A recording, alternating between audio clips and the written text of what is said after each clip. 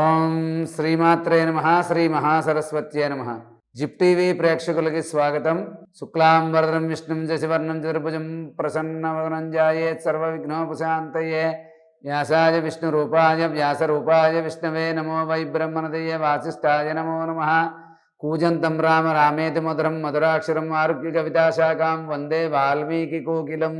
శ్రీదాం దత్తాత్రేయ నమః. శ్రీ జ్ఞాన సరస్వత్యే నమః. బాసరవాసిన్యై నమో నమః. శ్రీమాత్రే నమః. జిప్ టీవీ ప్రేక్షకులకి స్వాగతం.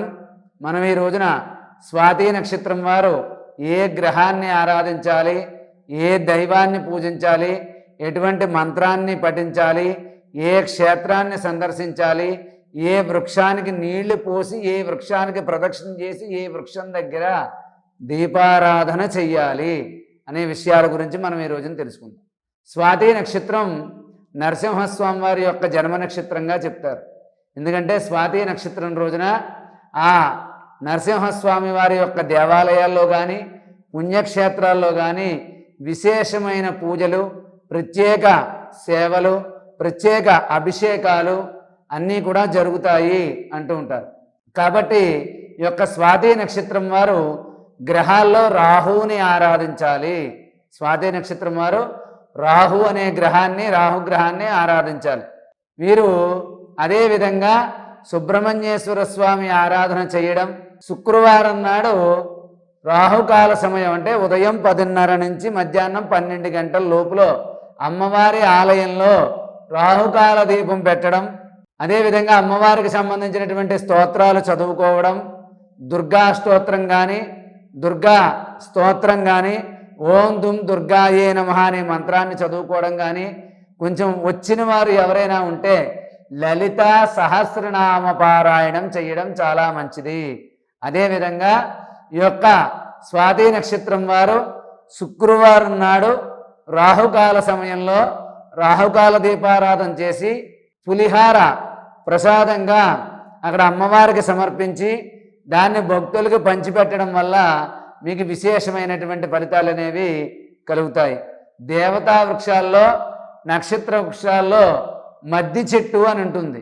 ఆ మద్ది చెట్టు ఉన్న చోట ఎక్కడైనా సరే ప్రదక్షిణ చేయడం, మద్ది చెట్టుకి నీళ్లు పోయడం, మద్ది చెట్టు దగ్గర దీపారాధన చేయడం ఈ నక్షత్రం వారికి చాలా మంచి ఫలితాన్ని కలగజేస్తుంది. అదేవిధంగా శనివారం నాడు కానీ ఆదివారం నాడు కానీ మీ జన్మ నక్షత్రం రోజున కానీ మినప్పప్పు లేదా మినుగులు, కేజింపావు ఎవరైనా బ్రాహ్మణుడికి దానం చేయండి.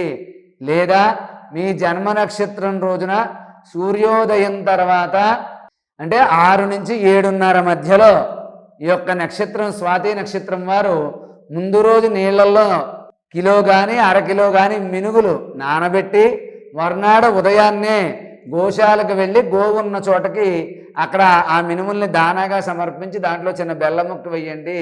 ఆ గోమాతకి నమస్కారం చేయండి. మీకు విశేషమైన ఫలితం కలుగుతుంది. అదేవిధంగా మీరు శనివారం నాడు కానీ ఆదివారం నాడు కానీ మీ జన్మ నక్షత్రం నాడు కానీ ఏదైనా పర్వదినం రోజున మినపగారెలు అంటే మినుముతో తయారు చేసినటువంటి గారెలు వండి మీరు దేవాలయంలో నైవేద్యంగా సమర్పించి భక్తులకైనా సమర్పించండి. లేదా మీ జన్మ నక్షత్రం రోజున పేదవారికి ఆహారంగా అల్పాహారంగా సమర్పించండి. మినుముతో చేసిన గారెలు సమర్పించండి. మీకు మంచి ఫలితాలు కలుగుతాయి. అదేవిధంగా ఇటువంటి పరిహారాలు పాటించే ముందు మీ యొక్క జాతకాన్ని ఒక్కసారి పరిశీలించుకుని ప్రస్తుతం ఏ గ్రహం యొక్క దశ నడుస్తోంది, దానికి ఏ పరిహారాలు పాటించాలి, ఏం చేస్తే ముందుకు వెళ్తారు అనేటటువంటి విషయాలు కింద కనిపించే నెంబర్కి ఫోన్ చేసి మీ యొక్క ప్రశ్నలు అడిగి సమాధానాన్ని పొంది మీ సమస్యలు పరిష్కారం చేసుకుని సుఖ సంతోషాలతో జీవించండి.